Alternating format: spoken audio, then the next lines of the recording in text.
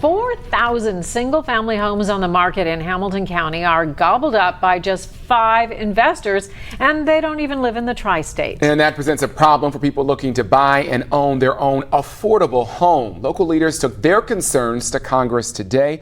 Local 12's Jenna Cisneros is live in Price Hill with a look at the problem. And Jenna, you have one possible solution being talked about right now.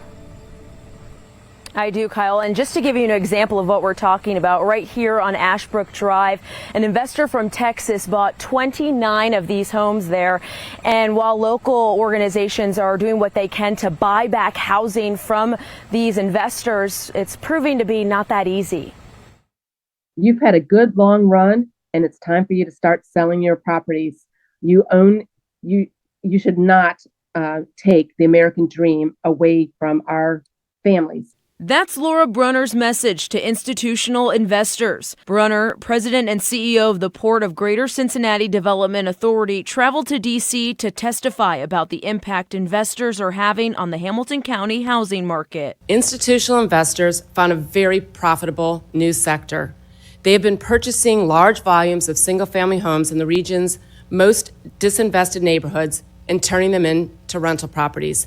They make all-cash offers and box out first-time and low-income buyers. Brunner says just last month, Cincinnati had the largest jump in rental prices in the country. That's why the port is working to buy back homes from investors.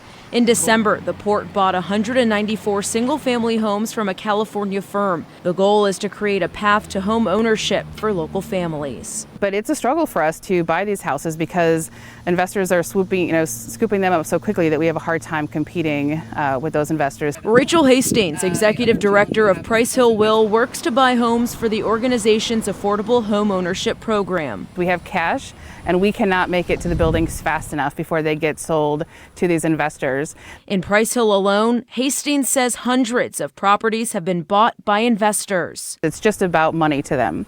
And so really what it's doing is it's making it a transaction that only has a value for them for cash, but for us it's our neighbors, it's our community, it's the health of our neighborhoods, and so it has a really dramatic impact. So, even what we're doing, what the port's doing, and other entities, we're trying really hard, but it's an uphill battle.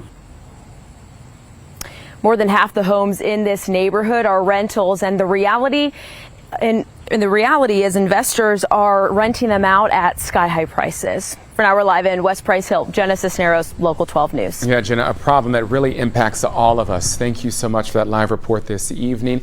And records show that many of these rental properties are later cited for code violations.